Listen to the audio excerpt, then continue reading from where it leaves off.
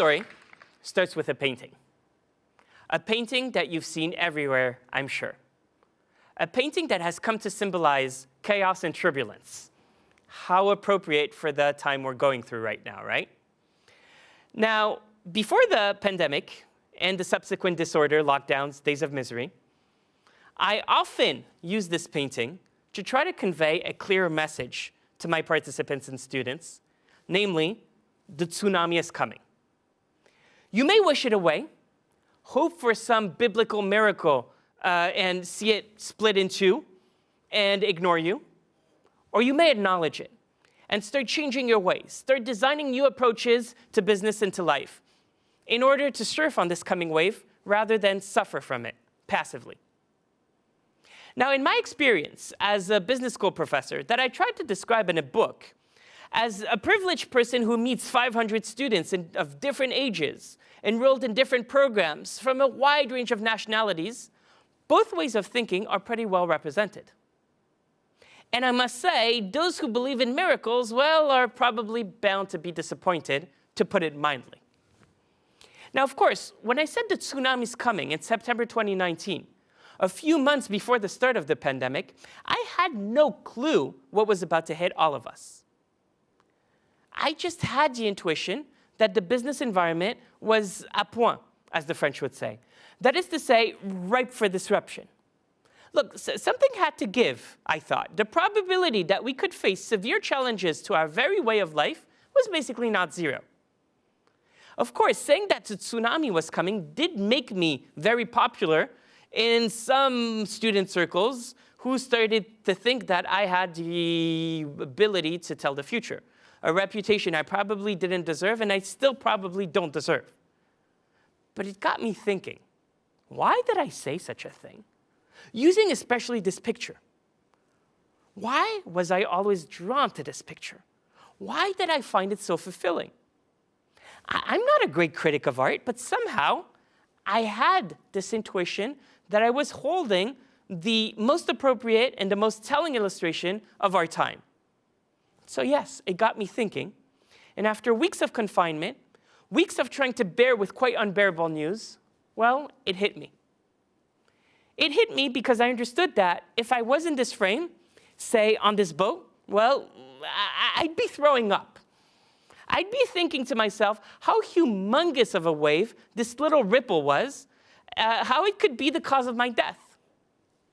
Worse, I was probably going to think once I survived it, that, this was a real miracle, and I was probably going to feel very empowered and quite invincible, completely blind to the real enormous wave coming just behind, that real existential challenge that somehow I had copiously overlooked. So what is so appealing in this painting? Why is it so satisfying? It's that it gives us the big picture, the one we fail to see in our daily lives. It gives us the impression that we are omniscient, that we are omnipotent, that we have all the foresight we need to survive the coldest, the most turbulent, and the most chaotic business environment out there. It gives us a view of reality that we rarely have access to and that we rarely seek, to be honest, when we're in the real world, because we think we don't have time or the luxury to actually get it. Why don't we seek this big picture that could be so incredibly helpful as we try to get ready to fight some of humanity's most pressing challenges? Well, first and foremost, it's because we're dogmatic. We love slogans and 280-character sentences because they're easy to remember and they're simple to digest. When it's time to unpack and analyze them to get closer to the truth, well, that can actually be a little bit more challenging, especially when that vision of the truth basically contradicts that of our tribe. Things get uglier. Why? Well, because we live in bubbles that are so hard to burst. In fact, research has shown how tribal the world was getting, in particular because the influence of social media was getting increasingly big. This means that if you have a Facebook account, what you read on that newsfeed is most likely going to confirm what you already think. Nothing will get you to change your mind. So probably it's going to be the same thing with me. And if we belong to the same tribe, we'll be just fine. If we don't, well, we may never meet, sad human reality, but that might actually be better than a meeting with a lot of blood on the wall because of our disagreements, right? Getting the big picture demands that we burst these bubbles, that we go see what is going on elsewhere, how people see the world in other places, that we climb in other people's skin to see the world through their glasses, through their prism. This means showing empathy, an understanding of what the other is seeing. This is by no means a comfortable exercise. At the beginning, it's like trying to get prepared for a marathon when you're completely out of shape. Getting ready can feel like a huge effort, but once you're ready to do it, how satisfactory is it? Well, getting the big picture is kind of the same. It can be very challenging, it can be painful, but so empowering when you're basically ready to get it. Why don't we seek this big picture? Well, in addition, it's because we're short-sighted. The equation yesterday equals today equals tomorrow is the most comforting equation humanity continuously believes in. But there's a problem. It's plain wrong. This health crisis has reminded us about the meaning of the word risk. Risk isn't just about a world or the world choosing a different path from the one we anticipated. It's not just about facing changes at the margin that may make our business slightly less profitable or put us in a position that is slightly less desirable. It's about the possibility for nonlinear change to happen abruptly. It's about the possibility of yesterday's marginal phenomenon, say a few cases of contamination in a very limited part of a region, to grow exponentially and to become quickly, sometimes very quickly, almost everyone's reality tomorrow. It's about the possibility of a swift, unanticipated, and abrupt tip over into completely uncharted waters that will change our world as we know it. And boy, did we experience this in recent weeks. When you're short-sighted, well, exponential can be very scary. Try driving your car without glasses. It's kind of the same experience. There's absolutely no way in the world you're getting the picture when you're short-sighted. So you need to broaden horizons. You need to shed light in places where there is no light. You need to basically explore avenues that you may not have ever explored before. When I get to this conclusion, I always think of the same joke that you probably heard quite a few times. The joke of this guy on his knees in the middle of the night, looking for his keys right under a lamppost. A policeman comes by and asks, "Did you lose something, sir?" And the guy said, "Yeah, I lost my keys." And the policeman is a little surprised, and he said, "Did you lose him here under the lamppost?" And the guy says, "No, I lost them over there, but the lighting is a little bit better over here, so I'm looking for them over here." Now, this may sound ridiculous, right? And yet, think about it. When was the last time you looked for solutions where there is no light? When was the last time you explored avenues that you've left unexplored?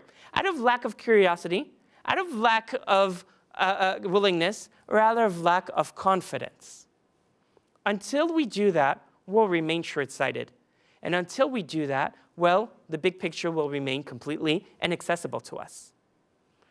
Why don't we seek the big picture? Well, finally, because we lack imagination.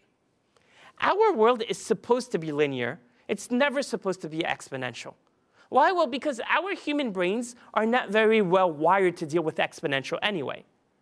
What used to be true for us is supposed to be true for coming generations, or at least just marginally different. This may be why, well, we inescapably disappoint our parents from time to time.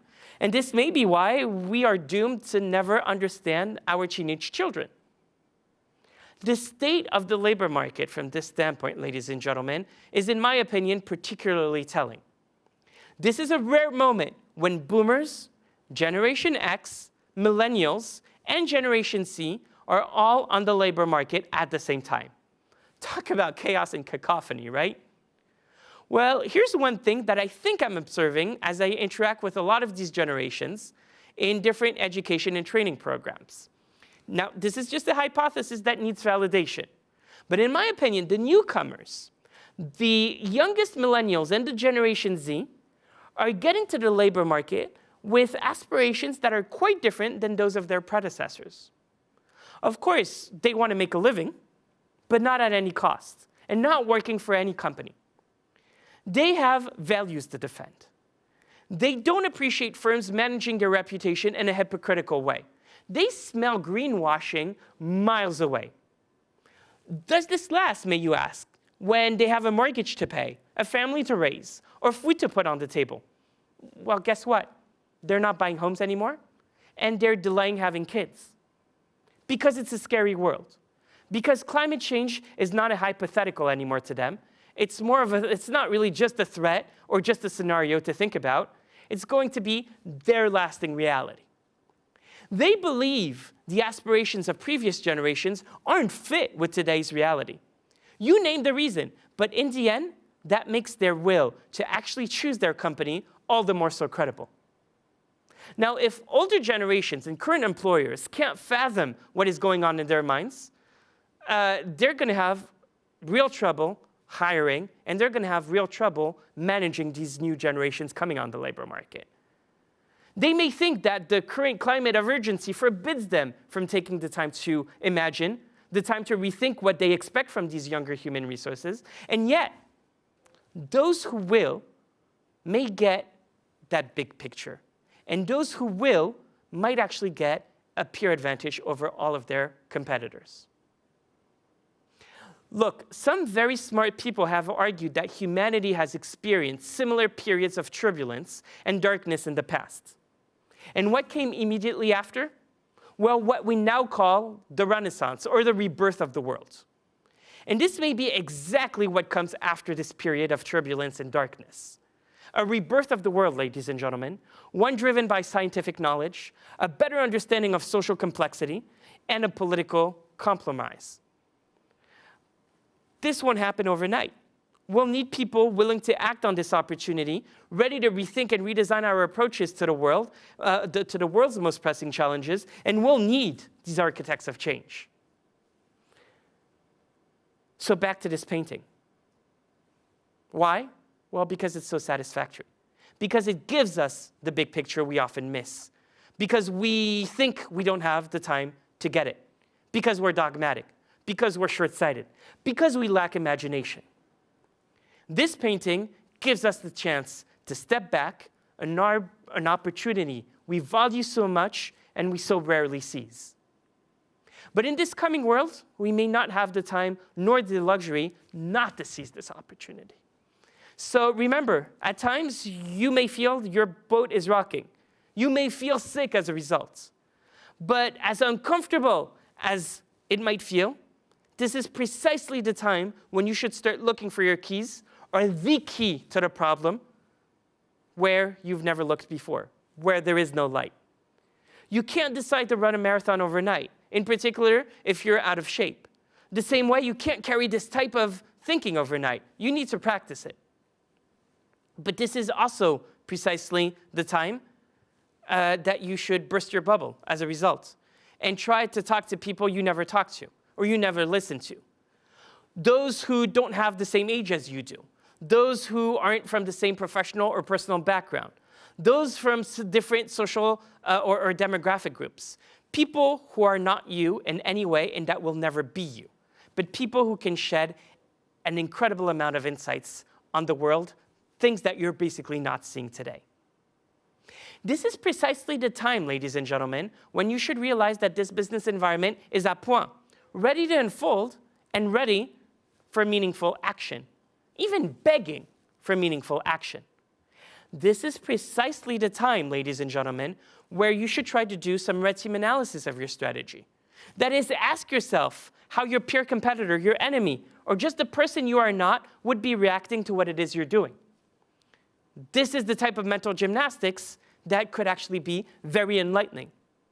In fact, this is precisely the time, ladies and gentlemen, when you should look beyond what seems to be the immediate threat and what could turn out to be just a ripple before the real tsunami. Thank you very much.